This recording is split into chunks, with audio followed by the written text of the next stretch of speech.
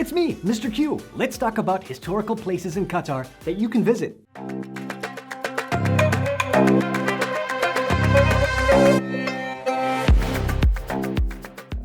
Assalamu alaikum everyone, it's Mr. Q, your friendly neighborhood Qatari here, and I'm here to be your guide and tell you about some places that you can check out, specifically historical locations in Qatar. The first place that I want you to check out, just because I love it so much, especially because it's a place that you can go to people watch, is Souq Waqif, also known as the Standing Market. Souq Waqif is one of Qatar's oldest marketplaces, popular for dry spices, nuts, traditional clothes like abayas and thobes, and so much more. People love going there because they get to feel and enjoy the ambiance, or they might just be one of those people, you might be one of those people that loves to bargain, to haggle, to feel like you got a good deal.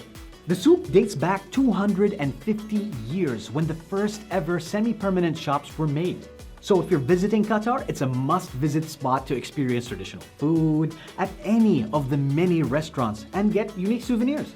Of course, I want you to enjoy the main area, but I also want you to check out the different alleyways, get lost. And then after you're fed up of being lost in the little bit of a maze, then you need to go check out the courtyard. It's where you can find vendors either making hot crepes or selling other traditional Qatari food. So that's Souq Waqif. Where to next? If you love ghost stories, then maybe this place is for you.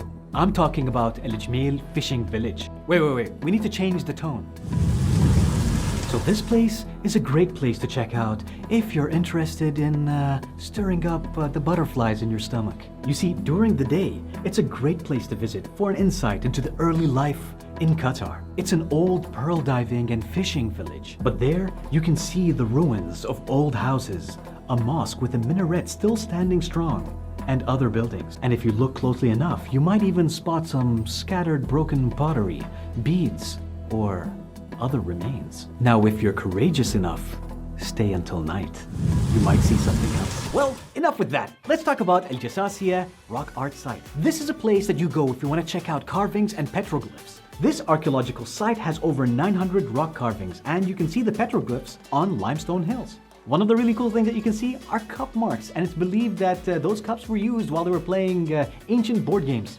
I wonder what games they played. You can also expect to see carvings of rose, rosettes, stars, boats, animal figures, or even certain symbols and signs. Just make sure that when you go and visit, you don't create any of your own. What makes this place interesting and mysterious is that there is no exact date when these carvings were made.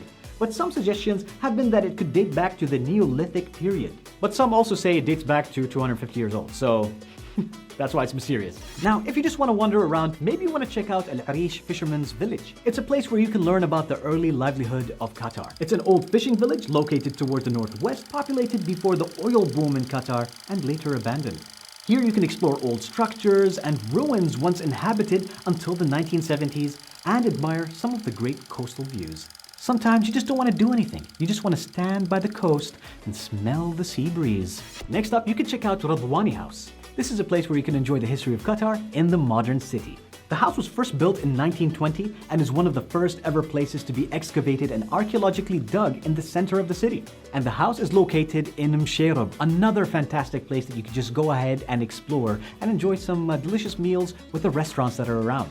You see, the house gives you a chance to learn about the daily family life of Qataris during the old times and how it transformed, what a classical Qatari courtyard looked like as well, or even what life was like before electricity, and also how we stayed cool.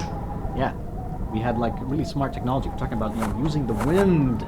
Next up, I'm going to be talking about a UNESCO World Heritage Site that was awarded in 2013. I'm talking about Zubara Fort. Zubara was once a highly populated and successful fishing village that was heavily dependent on the sea for its sustenance. The fort tells the story of a time when Zubara was subject to attacks from the region because it was a prime fishing hub. Significant features of the fort include a 1-meter thick wall used for protection from invaders, eye-catching traditional architecture, and a hand-dug well that runs 10 meters deep, and much more. I recommend that you check out Zubara. It's really cool, and it's very rare to see some World Heritage sites in this part of the world, so go and check it out, enjoy, and take a couple selfies while you're there. Alright, let's talk about another fort that you can check out. I'm talking about Alor Fort, also known as Alor Towers. This area is located in Alor, a coastal city on the northern side of Qatar.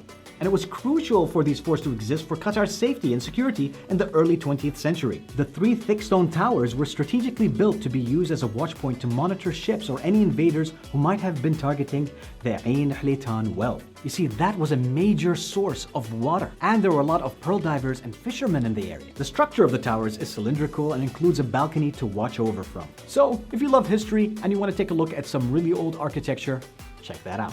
Finally, I wanted to share another location you can check out. I'm talking about Barzan Towers. These towers are located in Salam Mohammed. That's an area. The Barzan Towers is a historical site in Qatar and refers to the structures in Salam Mohammed. The towers were built in the early 1900s by the founder of the state of Qatar, Sheikh Mohammed bin Jassim Al Thani.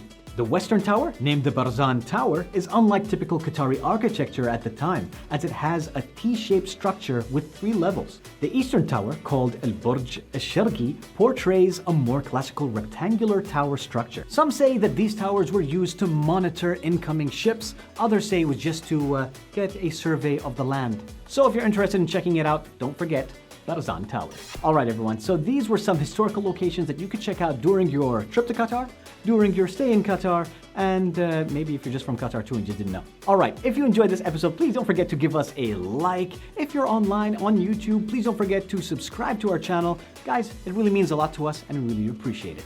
Alright, time to check out some history. مع السلامة.